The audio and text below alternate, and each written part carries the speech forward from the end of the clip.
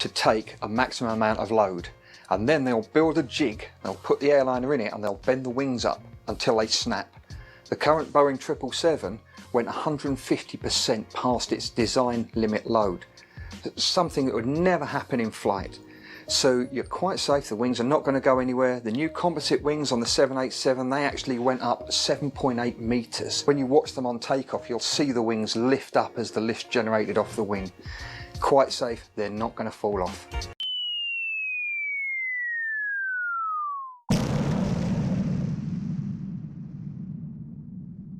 Nope. No way. Nope. Slamming into the river with a thunderous splash.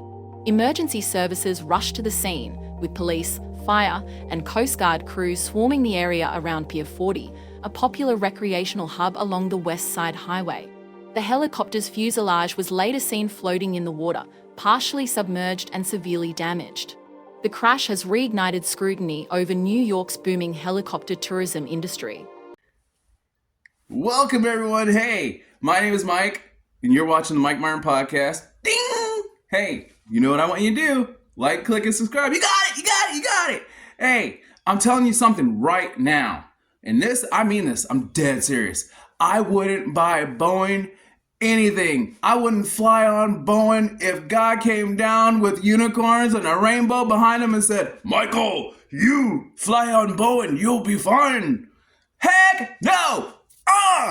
I've seen so many Boeing planes, trains, automobiles flying and crying and busted up in the sky and pieces flying here and there. The more and more and more in the last 4 or 5 years that I've seen in my entire life. This is crazy. And once again, people, we got another tragedy.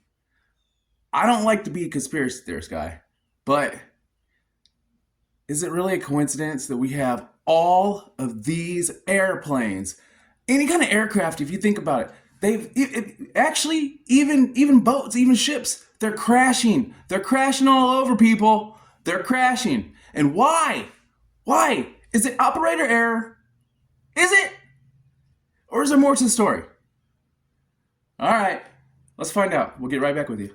Simply fall out of the sky. The accident footage gives us a lot of answers, and it might point to a common problem amongst most helicopters. The helicopter is a jet turbine-powered Bell 206, which is a very common passenger helicopter. This particular helicopter was used to give tourists an unforgettable experience of the New York skyline. The tourists on board was Agustin Escobar, his wife, and their 3 children. Escobar was the CEO of the Spanish division of the technology company Siemens. Siemens is a massive conglomerate that has its hands in pretty much every aspect of technology. They had reportedly just arrived earlier that day to New York on vacation and decided to take a helicopter ride. The flight started at the downtown Manhattan heliport before getting up close and personal with the Statue of Liberty. From there it climbed and turned northbound up the Hudson River. There is footage online purporting to show that the helicopter is acting erratically. However, that footage isn't even of the same model of helicopter, and it's not clear if that was on the same day or even in the same location. The GPS tracking information, on the other hand, shows that this was a completely normal tourist flight up the Hudson River.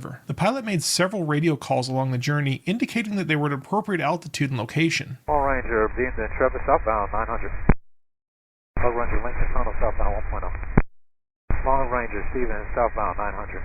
In congested airspace where there's no air traffic control, it's common for pilots to make radio calls with only their aircraft type and not their call sign, as this is much more useful to other pilots. At no time during the radio calls was anything ever amiss. Just as the helicopter was passing the Holland Tunnel, it fell out of the sky. There were no other aircraft in the area at the time, but in that video there are some crucial details that can give us some insight into what might have happened. The first thing we might notice is that the helicopter is upside down with no tail boom. The engine mount also appears to be missing. In the other side of the frame, you can see what appears to be the rotors and gearbox still spinning. 2 other videos taken from another angle show just how long these rotors kept flying. But that begs the question, how can the main rotors and the tail separate from the aircraft at the same time? But to understand that, we first need to know a little bit about how a helicopter's main rotor system works. Many helicopters, including the Bell 206, use a semi-articulated mast system. The design features a hub attached to a pivot. This allows for the main rotors to tilt semi-independently of the main aircraft body. This is a very useful property for maneuverability. To accelerate, the rearward rotor blades produce more lift, causing the rotors to tilt forward. When they're tilted forward, some of the lift is used as thrust, causing the helicopter to accelerate. With the helicopter accelerating and the body mainly hanging from the main rotors,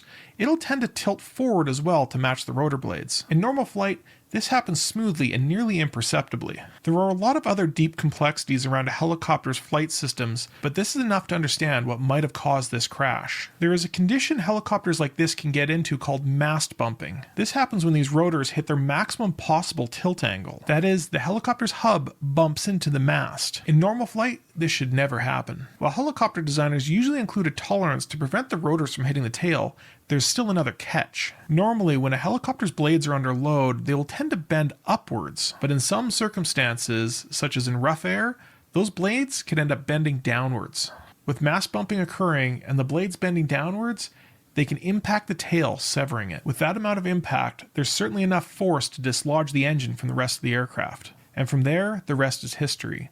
But what causes mast bumping? One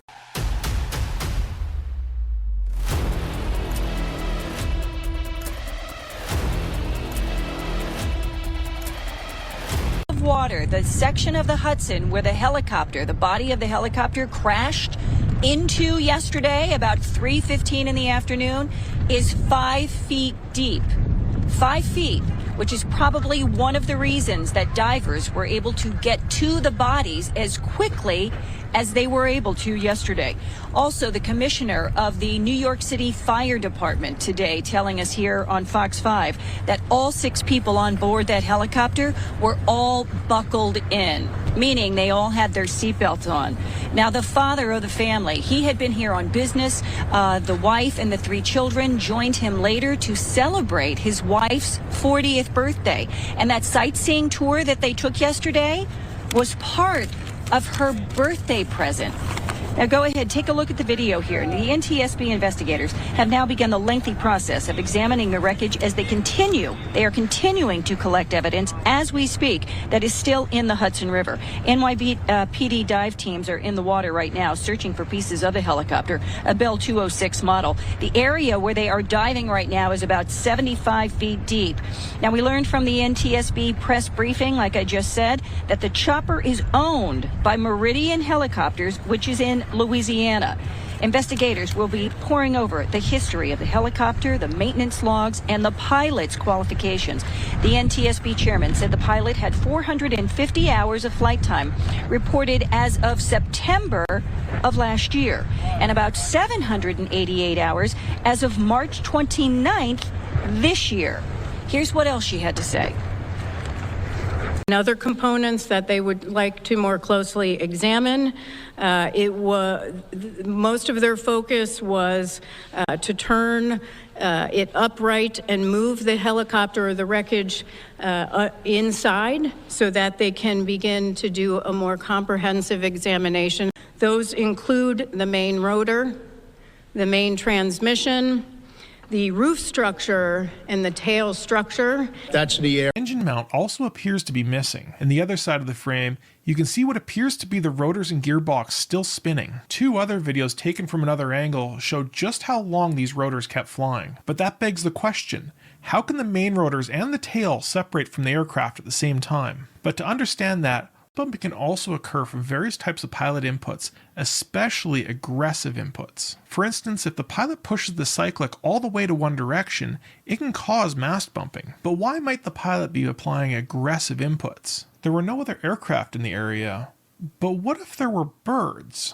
We all remember the miracle on the Hudson, where Sully Sullenberger landed his Airbus on the Hudson River after striking a flock of geese. Right now is a migratory period for many birds who would be passing through the New York area. The footage we have right now is too grainy to tell, but it is a possibility. Another question that people have asked is why the helicopter didn't sink after hitting the water. This particular helicopter, and many other tourist helicopters in the New York area, are equipped with a flotation system on their skids. These allow helicopters with engine problems to land softly on the water. Some of these systems are even able to automatically deploy. In some of the footage from after the accident, you can see these bags inflated. Despite the helicopter going down in such a busy area, none of the other air traffic saw the accident. The police and air traffic control called out on the frequency asking for other pilots to keep an eye out for the downed aircraft. Flight helicopter to river traffic. Any reports of an aircraft down Hudson River? Not that we've heard of. Alright, be advised, we're going to report multiple calls for an aircraft down, possibly Pier 26. Please keep it advised, we're en route right now, Prospect Park. We'll be in sight. We'll be heading up north, up the Hudson. We can inform you on anything we see. Be advised, we're going to report possible aircraft down, Pier 26, Hudson River. Please keep your eyes open, guys. Alright, we're looking. Wow, man. Stuff like that really makes you step back and say, Mom, how you doing? Dad, how you been? You know, like every second is so precious, and we are all so very, very, very guilty of taking it for granted, people. We take it for granted. Tomorrow's never promised, but what I will ask each and every single one of you is to think about things. Think about things before you do them. Because if it's too good to be true, dang it, it might just be too good. And I mean that. Too many things are happening lately, and a lot of stuff has to do with these aircrafts. We're supposed to be the most civilized society, nation. And I feel like we are under attack.